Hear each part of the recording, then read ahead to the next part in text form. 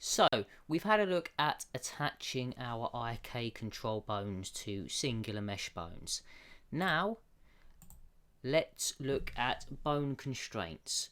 So, we're going to use a method called inverse kinematics to connect our wrist bone to our arm.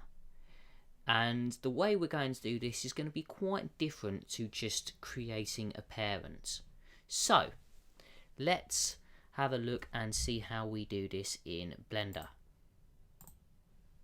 So the first thing we're going to do is we're going to go into pose mode. So this does not require us to be in edit mode, it requires us to be in pose mode. We're then going to select our wrist bone first, so we can see it's selected. And it's going to be selected first. So whereas the ankle bone was the last to be selected, so it became the parent, it's actually, in the case of the wrist bone, it's going to be the first.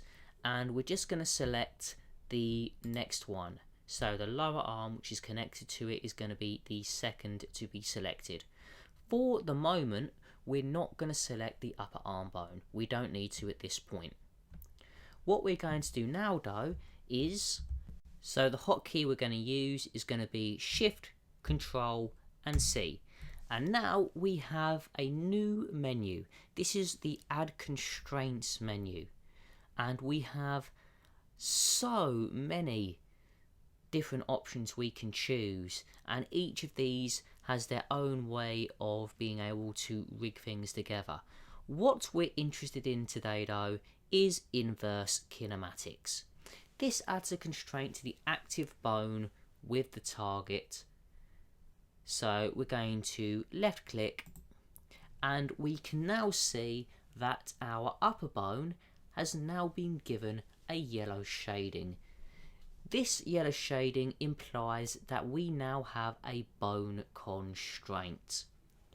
So we've now got a bone constraint on our upper arm, but we're not done yet. Our next step is to go into a new properties panel called bone constraints. And here we have a series of options. What we're going to do is we have something here called chain length. By increasing or decreasing this chain length, we increase the number of bones that are affected by the IK bone. So as we can see, we've got one here and we've got another here. So we've got 2 bones. So we're going to increase the chain length to 2. Now I'm going to click on my bone and I'm going to grab it.